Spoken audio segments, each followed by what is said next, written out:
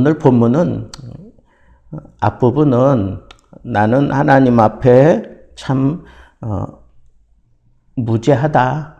그러니까 나는 억울하다라고 하는 그런 욥의 말에 대해서 이소발이 넌 하나님 앞에 불경죄를 짓는 거다라고 얘기하고 있는 거고, 후반부에서는 하나님의 세밀하신 섭리와 그리고 심판을 교리적으로 설명하면서 욥의 그 친구들을 향한 항의를 반박하는 그런 내용을 우리가 오늘 다루게 되는 것입니다. 이 소발은 한마디로 얘기하면 교리주의자예요. 교리를 가지고 모든 행사에 잣대를 삼는 사람입니다. 그러니까 그 교리가 틀리지 않는 한 그것을 듣는 사람들은 다 이 소발의 말에 무게를 실어주고 그것이 옳은 듯 보이게 하는 장점이 있습니다.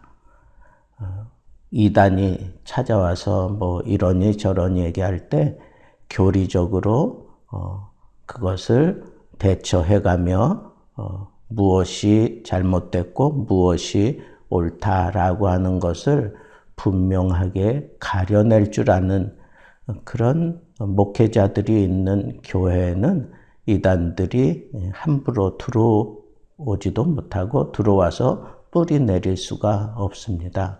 그래서 의도적으로 이 교리적인 그런 설교를 자주 해줘야 합니다. 그런데 사실 이 교리라는 게 그냥 가볍게 교회 생활하는 사람들에게는 무겁고 딱딱한 거예요. 그래서 사람들이 지루해할 수도 있고 목사님 설교 어렵다 그러면서 귀도 기울이지 않고 또 교회도 등한히 하게 되는 그런 경우들이 비일비재하게 일어나니까 목사님들이 처음에는 이런 교리적인 설교를 자주 했어요. 저도 젊었을 때 보면 이 교리적인 설교를 상당히 많이 했던 그런 장본인 중에 하나입니다. 그러다가 이제 성경에 더 뜻을 두고 성경이 이렇게 얘기한다라고 하는 측면에서 교인들과 소통을 하기 시작하면서 사람들이 그 딱딱함을 좀 상쇄시키고 또 성경에 대한 집중을 하는 사람들은 더 깊이 제 설교를 이렇게 사모하고 듣는 그런 모습들을 볼 수 있었습니다. 그만큼 이 교리라고 하는 게 우리 생활에 아주 중요한 역할을 하는 게 틀림없습니다. 오늘 이 소발이 이 욥과 변론하면서 교리적인 얘기들을 쭉 하는데 그 교리적인 얘기들 틀린 게 하나도 없습니다. 그런데 이 소발이 다른 친구들과 또 다를 바 없이 그가 오리를 범하고 있는 게 크게 두 가지인데, 첫째는 다른 친구들처럼 인과응보적인 그런 결론을 딱 내려놓고 욥을 거기다가 뜯어 맞추고 있다는 거예요. 늘 인과응보의 그 위험성에 대해서 제가 말씀드리는 것 가운데 중요한 포인트는 뭐예요? 인과응보가 맞는 거지만 하나님이 그 인과응보의 결말을 맺을 때에는 이 현세에서 다 이루어지는 게 아니라 내세에서 하나님이 결정하신 그곳에서 이루어진다라고 하는 거예요. 그래서 하나님께서는 사람을 인과응보, 그 잘한 것은 잘했다 칭찬하시고 못한 것은 못한 것에 대한 그런 벌을 주시는 분이 틀림없는 분이지만 그 때와 기한은 전적으로 하나님께 있다는 거예요. 그러니까 그것을 우리가 간과해서는 안 될 것입니다. 또 하나는 스스로 자기 올무에 자기가 빠지는, 하나님은 이런 분이다 그래 놓고 욥의 문제를 다루면서 이런 분이다라고 하는 그것에 반대되는 그런 입장을 취하는 자가당착적인 그런 실수를 범하고 있는 이런 모습을 우리는 오늘 본문에서 살펴볼 수가 있습니다.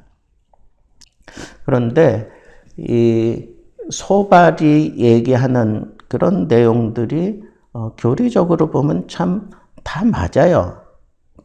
그래서 내 무죄함을 주장하는데 거기에 대해서 아주 너나 할 것 없이 다 반박하고 있잖아요. 지금 친구들이 반박하고 있다고요. 그냥 믿어주면 되는데 안 믿는다니까, 못 믿는다니까. 욥이 나는 무죄하다. 안 믿어요. 그 안 믿는 요소가 뭐냐? 이 소발이 생각할 때에는 오늘 본문 말씀에 그걸 달았어요. 말이 많으니 어찌 대답이 없으랴 그래서. 여기 대답한다 하는 것은 반박한다는 거예요. 아주 강하게 반박한다는 거예요. 반론을 펼친다는 거예요. 어떤 사람에게 말이 많으니, 예전에는 항상 이 말 많은 사람은 실수가 많은 사람이라고 그렇게 생각을 했어요. 그래서 여러분, 내가 정말 잘못한 것이 없다, 내가 무죄하다라고 하는 것을 증명해야 되는 순간에는 말이 많으면 안 돼요. 말에 실수가 많기 때문에. 두 번째는 내 자랑하는 말이 어떻게 사람으로 잠잠하게 하겠으며, 사람이 아무리 뭐라도 그걸 자랑해서는 안 된다는 거예요. 특별히 여기 내가 하나님 앞에서 무죄하다, 그리고 내가 하나님 앞에 의롭다, 이건 자랑거리가 아니라는 거죠. 자랑거리가 아닌 거예요. 틀림없잖아요. 그죠? 내가 하나님 앞에 정말 무죄한 걸까요? 내가 정말 하나님 앞에 정말 잘못한 게 없을까요? 욥은 정말 하나님 앞에 잘못한 게 없는 걸까요? 말이 안 된다는 거예요. 그러니까 지금 그 일반적인 얘기를 하면서 네가 그렇게 자랑하듯이 내가 의롭다, 내가 무죄하다 얘기하는데, 그러니까 네가 이렇게 친구들로부터 계속 반박을 당할 수밖에 없는 거야 라고 그렇게 얘기를 해요. 또 세 번째는 내가 비웃으면, 욥에게 그랬어요. 비웃으면 어찌 너를 부끄럽게 할 사람이 없겠느냐. 대화를 하면서 친구들이 하는 얘기에 비웃는 듯한 그런 말을 한다는 거예요. 그럼 너희들은 정말 그렇게 하나님 앞에서 옳고 의롭다는 거냐? 그런 식으로 비웃으면서 욥이 지금 대화를 하고 있다는 거예요. 그리고 마지막으로 내 돈은 정결하고 나는 주께서 보시기에 깨끗하다, 그렇게 지금 욥이 얘기하고 있다는 거예요. 내가 정결하고 내 이 모든 행실을 주께서 보기에 깨끗하다라고 얘기하는 그것이 이게 잘못됐다는 거예요. 어떻게 하나님이 보시는 기준을 너에게 그대로 갖다 맞추고 있느냐라고 하는 거죠. 아무리 순결하고 아무리 정직하게 살아도 하나님의 기준에 미칠 수 있는 인간이 없는데, 어떻게 너는 하나님의 기준이 마치 너의 기준인 양, 너의 기준이 하나님의 기준인 양 그렇게 얘기하느냐라고 얘기하는 거죠. 이렇게 지적한 것들을 보면 이건 다 맞는 얘기예요. 그죠? 다 맞는 얘기라고. 그래서 하나님은 너의 이 잘못을 그냥 묵과하지 아니하시고 하나님은 말씀하신다. 너를 향하여 입을 여신다. 그 오묘함과 그 지식에 광대하신 분이 지금 너에게 말씀하시는 포인트를 너는 잊고 있어. 그게 뭐냐? 하나님이 너로 하여금 너의 죄를 잊게 해 주셨음을 알아야 한다 하는 거예요. 하나님이 지금 네가 이와 같이 얘기하는 것, 이것에 대해서 하나님이 그 죄를 잊게 해 주신 것, 그 얘기는 뭐예요? 너 그렇게 얘기하는 거, 거기에 대해서 하나님이 징계하시고자 하신다면 너 당장에 벼락 맞아 죽을 거야. 심각하게 얘기하자면 그런 거예요. 그런데도 너로 하여금 그걸 잊게 해주신다라고 하는 것은 그런 어떤 표현이겠어요? 너 하나님이 지금 봐주시고 있는 거야. 네가 어떻게 하나님, 그 전능하신 하나님을 알겠느냐? 그 크심은 땅보다 길고 바다보다 높다라고 하는 것을 그렇게 소발이 얘기하면서 어쩌면 욥에게 상당한 프레스를 지금 가하고 있는 거죠. 그러면서 하나님에 대해서 이 소발이 분명하게 규정을 해요. 하나님은 두루 다니시며 사람을 잡아두시고 재판을 여시면 누가 능히 막을 소냐. 하나님은 막을 수 있는 인간이 없다는 거예요. 하나님이 재판하시면 거기서 의로운 인간은 아무도 없다는 거예요. 근데 그 사실을 모르고 있는 그 사람은 허망한 사람이다라고 지금 얘기하는 거죠. 허망한 사람이다. 그러면서 들나귀 같다. 이 들나귀는 아주 야비하게 행동하는 사람의 그런 대명사예요. 그러니까 이 욥이 자기 의를 드러내기 위해서 야비한 모습으로 거짓말을 하면서 사람들을 속이고 있는 거다라고 하는 표현을 아주 이렇게 간접적으로 아주 비수를 꽂아놓고 있는 것을 볼 수가 있어요.